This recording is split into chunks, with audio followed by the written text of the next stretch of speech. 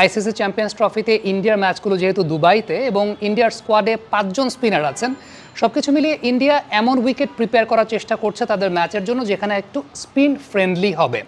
এখন এই ধরনের স্পিন ফ্রেন্ডলি কন্ডিশন যদি প্রিপেয়ার করা হয়, সেক্ষেত্রে বাংলাদেশের লাইন আপে ইন্ডিয়ার সঙ্গে ম্যাচটাতে কোন 3 জন পেস বোলার খেলবেন সেটা একটা বড় প্রশ্নের জায়গা হতে পারে। ডেফিনেটলি কোন ম্যাচে কোন পেস বোলাররা খেলবেন সেটা ডিপেন্ড করে যে উইকেটের কন্ডিশনটা কেমন। ধরে নিচ্ছি যদি একটু স্টিকি উইকেট থাকে, অর্থাৎ একটু স্পিন ফ্রেন্ডলি কন্ডিশনটা থাকে, সেক্ষেত্রে বাংলাদেশের লাইন আপে Mustafizur Rahman is a must choice. কেন মাস্ট চয়েস?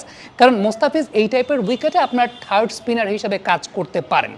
এখন প্রশ্নের জায়গাটা হচ্ছে মোস্তাফিজকে যদি ইনকর্পোরেট করতে হয় তাহলে অন্য দুজন পেস বোলারের মধ্য থেকে আপনি কাকে আসলে ড্রপ করবেন? দুজন বলতে আমি বোঝাচ্ছি নাহিদ রানা এবং তানজিম সাকিবের মধ্য থেকে, কারণ তাসকিন আহমেদ অটোমেটিক চয়েস হিসেবে সেই জায়গাটায় থাকবেনই। এখন প্রশ্নের জায়গাটা হচ্ছে কোন কন্ডিশনে খেলা হচ্ছে। একটু হিস্ট্রিক্যালি যদি আমরা একটু অ্যাসেস করার চেষ্টা করি তাহলে যে বিষয়টা দেখা যায় যে বাংলাদেশের পেস বোলার যারা আছেন, বাংলাদেশের পেস বোলাররা কিন্তু ফ্ল্যাট কন্ডিশনে খুব যে ভালো বোলিং করেন ব্যাপারটা সেরকম না। বা এক্সপ্রেস পেস বোলার নাহিদ রানার ক্ষেত্রেও যদি বলি, ফ্ল্যাট কন্ডিশনে খুব যে ভালো বোলিং করেন তা কিন্তু না।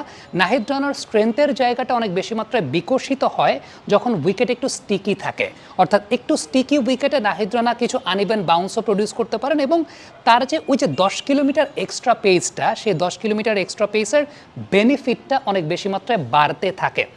আমাকে যদি ব্যক্তিগতভাবে বলেন যে পেস বোলিং লাইন আপে আপনি কোন 3 জনকে চান, ডেফিনেটলি মোস্তাফিজ এবং তাসকিন, সেই দুই জায়গায় তো কোনো আসলে সন্দেহ বা সংশয়ের জায়গা নেই, তাসকিন তো সেই জায়গায় থাকবেন। বাট মোস্তাফিজকে আমি হয়তো বা রাওয়ালপিন্ডিতে চাইবো না, মোস্তাফিজকে আমি দুবাইতেই চাইবো, কারণ দুবাইতে Mustafiz can be our third spinner.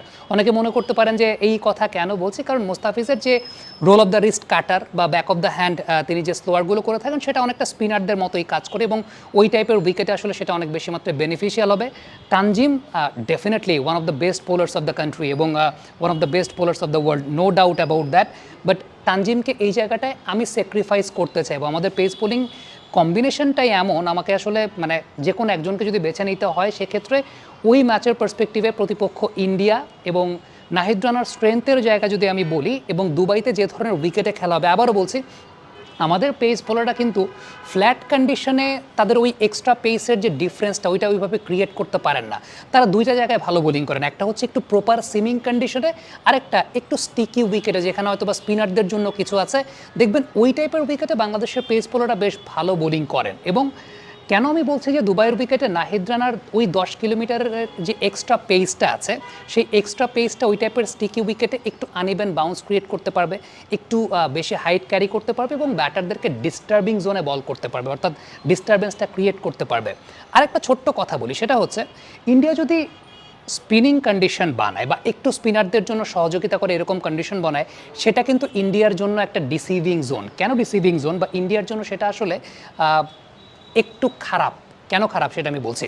আমরা একটা সময় জানতাম যে ইন্ডিয়া স্পিন বেশ ভালো খেলতো, বাট নাওয়াডেজ আপনি যদি গত 3-4 বছরের পার্সপেক্টিভে চিন্তা করেন তাহলে ইন্ডিয়াতে এত বেশি ফ্ল্যাট উইকেটে খেলা হয়, এত বেশি ফ্ল্যাট উইকেটে খেলা হয়, তাদের ব্যাটাররা অনেকাংশে সুইপ করতে ভুলে গেছে। আপনি লাস্ট শ্রীলঙ্কার সঙ্গে সিরিজটা দেখেন, শ্রীলঙ্কার সঙ্গে সিরিজটাতে 3টা ম্যাচে ইন্ডিয়া কিন্তু হেরেছে বিকজ অফ দ্য স্পিনার্স, কারণ তাদের ব্যাটসম্যানরা সুইপ খেলতে পারে না। এটা নিয়ে তখন অনেক আলোচনা হচ্ছিল, রোহিত শর্মা নিজে বলছিলেন যে আমাদের ওখানে এত ফ্ল্যাট উইকেটে খেলা হয় যে ব্যাটাররা আসলে mid wicket, long on long of এই জোনগুলো দিয়ে রান করতে তারা পারদর্শী, সো সুইপ খেলার অভ্যেসটা তৈরি হয় না।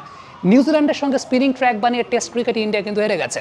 সো সব কিছু মিলে ইন্ডিয়া হয়তো বা মনে করতে পারে তাদের স্কোয়াডের স্পিনের স্ট্রেংথটা বেশি, but as far as batting is concern সেই জায়গাটায় একটা বড় সম্ভাবনা কিন্তু বাংলাদেশের জন্য আছে ইন্ডিয়াকে অন্তত ডিস্টারবেন্সটা ক্রিয়েট করার জন্য। কারণ ইন্ডিয়ান ব্যাটারদের যেটা হয় যে একটু স্টিকি কন্ডিশন, একটু ফ্ল্যাট নন ফ্রেন্ডলি কন্ডিশনে তারা কিন্তু স্ট্রাগল করে যাচ্ছে। লাস্ট নিউজিল্যান্ড সিরিজটাও খেয়াল করে দেখেন, লাস্ট শ্রীলঙ্কা সিরিজটাও খেয়াল করে দেখেন, তাদের পারফরমেন্স কিন্তু খুব বেশি ভালো না। সো তারা যদি মনেও করে থাকে তারপরে বাংলাদেশের কিন্তু বোলিংয়ে একটা বড় চান্সের জায়গা আছে। সেই জায়গাটা আমার কাছে ভ্যারিয়েশনের পার্সপেক্টিভ থেকে মনে হয় Mustafiz can be very tricky এবং নাহিদ রানার র পেসটা, যেটা এই টাইপের বাংলাদেশি পেস বোলারদের স্ট্রেংথ অনুযায়ী নাহিদ রানার র পেসটা এই টাইপের কন্ডিশন একটা ডিফারেন্স ক্রিয়েট করতে পারে বলে আমার কাছে মনে হয়।